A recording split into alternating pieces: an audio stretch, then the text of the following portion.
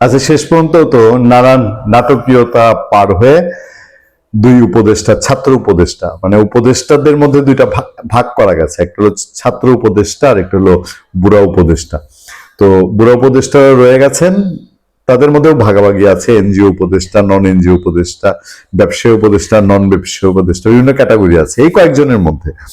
তো ছাত্র উপদেষ্টা নামে দুইজন, আসিফ মোহাম্মদ সজীব এবং মাহফুজুর রহমান, মাহফুজ আলম, তারা পদত্যাগ করেছেন।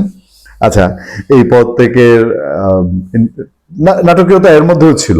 আসিফ মোহাম্মদ সজীব ভাইয়া প্রেস কনফারেন্স করেছেন, সেখানে তিনি বলেন নাই, বলেছে প্রধান উপদেষ্টা দপ্তর থেকে জানাবে, এবং জানা গেছে প্রধান উপদেষ্টা দপ্তর থেকে প্রেস কনফারেন্স করেও জানানো হয়েছে যে এই দুই ছাত্র উপদেষ্টা তারা দুইজন পদত্যাগ করেছেন, মাহফুজ আলম এবং আসিফ মোহাম্মদ সজীব ভুঁইয়া। সেখানে প্রধান উপদেষ্টা ডক্টর মোহাম্মদ ইউনূস কিছু কথা বলেছেন। আমার মনে হয়েছে যে এই কথাগুলো তিনি যে বলেছেন, এই কথাগুলো নিয়ে আমাদের দুটা কথা বলা দরকার। আপনারা একটু খেয়াল করে দেখবেন। হ্যাঁ, প্রধান উপদেষ্টার প্রেস উইং থেকে পাঠানো এক সংবাদ বিজ্ঞপ্তিতে জানানো হয়, জুলাই গণঅভ্যুত্থানে সম্মুখ সারি থেকে নেতৃত্ব দেয়া এই দুই ছাত্র নেতার পদত্যাগপত্র গ্রহণের পর প্রধান উপদেষ্টা তাদের ভবিষ্যৎ জীবনে মঙ্গল কামনা করে বলেন, অভ্যুত্থানের নেতৃত্ব দিয়ে তোমরা যেভাবে জাতিকে ফ্যাসিবাদী শাসন থেকে মুক্তির পথে অবদান রেখেছ তা জাতি মনে রাখবে। আমি বিশ্বাস করি ভবিষ্যতেও গণতান্ত্রিক উত্তরণ ও বিকাশে তোমরা একইভাবে সক্রিয় ভূমিকা রাখবে। দুইটা ধাপ, একটা হলো 24-এর 5 আগস্টের আগে গেছেন ডক্টর মোহাম্মদ ইউনূস। আমি এই দুইটা জায়গাতে আপনাদেরকে একটু বলতে চাই, এবং আরো একটা ইম্পর্টেন্ট দিক আছে সেই জায়গাতে প্রধান উপদেষ্টার এই যে সার্টিফিকেট। তো 24-এর আগে তাদের মেটিকুলাস ডিজাইন প্ল্যান, বিশেষ করে আসিফ মোহাম্মদ সজীব ভুঁইয়া তিনি যখন বলে রেখেছিলেন যে তারা তখন ফেল করলে সশস্ত্র বিপ্লব করতেন, তার মানে তার ভবিষ্যতের একটা প্ল্যান বাস্তবায়ন হয়েছিল 24-এর 5 আগস্টে, আরেকটা প্ল্যান রয়ে গেছে। প্রধান উপদেষ্টা জানেন কি জানেন না, এই প্রশ্ন কি তুলবো? আচ্ছা, তাহলে সেইখানে তারা সফল হয়েছিল, শেখ হাসিনাকে ফেলেছে, এটার জন্য জাতি মনে রাখবে। আর ভবিষ্যতের সফলতা, সেই ভবিষ্যতের সফলতা কি? এমপি হওয়া? নিশ্চয়ই না, তার চেয়ে বড় কিছু। প্রধান উপদেষ্টা ডক্টর মোহাম্মদ নিশ্চিত তাদের সেই সব জানেন বলে তাদেরকে মূল্যায়ন করেছেন। তারপরের জায়গাটায় আসেন, প্রধান উপদেষ্টা বলেন, আজ একটি ঐতিহাসিক দিন, অন্তর্বর্তী সরকার সবসময় তোমাদের অবদান স্মরণ করবে, আমি তোমাদের সুন্দর শুভ ভবিষ্যৎ কামনা করছি। এত অল্প সময়ে তোমরা জাতিকে যা দিয়েছ তা জাতি কখনো ভুলবে না। তিনি বলেন, এটি একটি রূপান্তর মাত্র, আমি আশা করি আগামীতে বৃহত্তর পরিমণ্ডলে তোমরা আরো বড় অবদান রাখবে। নিজেদের কর্মের মাধ্যমে দেশের মঙ্গলে নিয়োজিত থাকার আহ্বান জানিয়ে দুই ছাত্র নেতা উদ্দেশ্যে প্রধান উপদেষ্টা বলেন, সরকারের থেকে, আমি এই জায়গাটায় আপনাদের দৃষ্টি আকর্ষণ করছি, সরকারের থেকে যে অভিজ্ঞতা তোমরা অর্জন করেছো তা ভবিষ্যৎ জীবনে অবশ্যই কাজে লাগাতে হবে। মাহফুজ আলমরে আমি একটু ছাড় দিতে চাই, কারণ যেভাবে নামটা আসছে আসিফ মোহাম্মদ সজীব ভুঁইয়া, সেটা মাহফুজ আলমের আসে।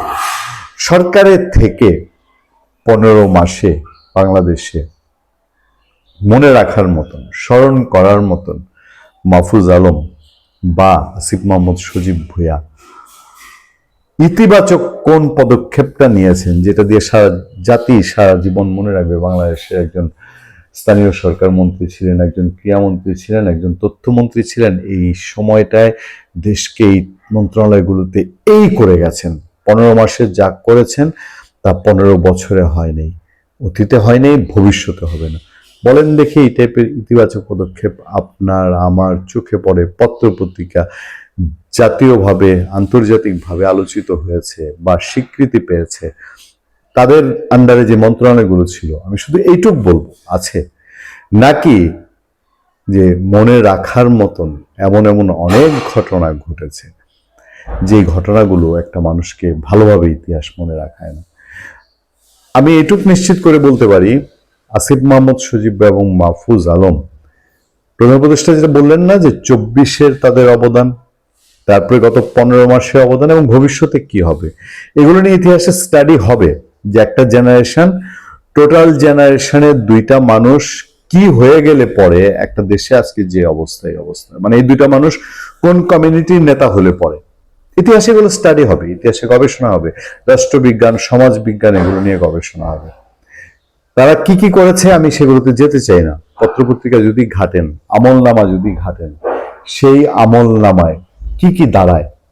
আমি যদি শুধু এই প্রশ্নটা আপনাদের প্রতি রাখি যে এই দুই উপদেষ্টা যেই কিছুদিন দায়িত্ব পালন করেছেন, সেই কিছুদিনে আপনারা স্বস্তির ভাবে কেউ একজনকে প্রশ্ন করে উত্তর পাবেন যে এই দুজন উপদেষ্টা আমাদের দেশে এমন কিছু মহৎ দিয়ে গেছেন? প্রশ্ন তো এখন সামনে একটা প্রশ্ন হচ্ছে, এই যে দুজন পদত্যাগ করলেন, ইলেকশনটা কোথায় করবেন? ইলেকশন না করতে হলে তো তারা পদত্যাগ করতেন না, ইলেকশন করবেন দেখেই তো। যাক, রাশেদ খান বলছে বা আলাপ সালাপ হচ্ছে, শেষ পর্যন্ত গণ অধিকার পরিষদে নাকি যাবে আসিফ মোহাম্মদ সজীব ভুঁইয়া, মাহফুজ আলমের কথা শোনা যায় বিএনপিতে যাবে। আমি জানতে চেয়েছিলাম তার জন্য কোন পোস্ট, মানে কোন আসনটা আছে যদি বিএনপিতে যায়। তো সেটা লক্ষ্মীপুরের কথা শোনা যায়, লক্ষ্মীপুরে তাকে নাকি তার নিজের এলাকা সেইখানে বা নিজের পিতৃভূমি সেখানে তাকে হয়তো কমিট করা হবে। সেরকম যদি হয় তো প্রশ্ন উঠেই যে তাহলে কি অলরেডি আগের থেকে অ্যারেঞ্জ ভাগ বাটোয়ারার কোনো নির্বাচনের দিকে যাচ্ছে এবারও দেশ? ভালো থাকবেন, সুস্থ থাকবেন। আপনার সাথে আমি আতিক রহমান, পূর্ণিয়া।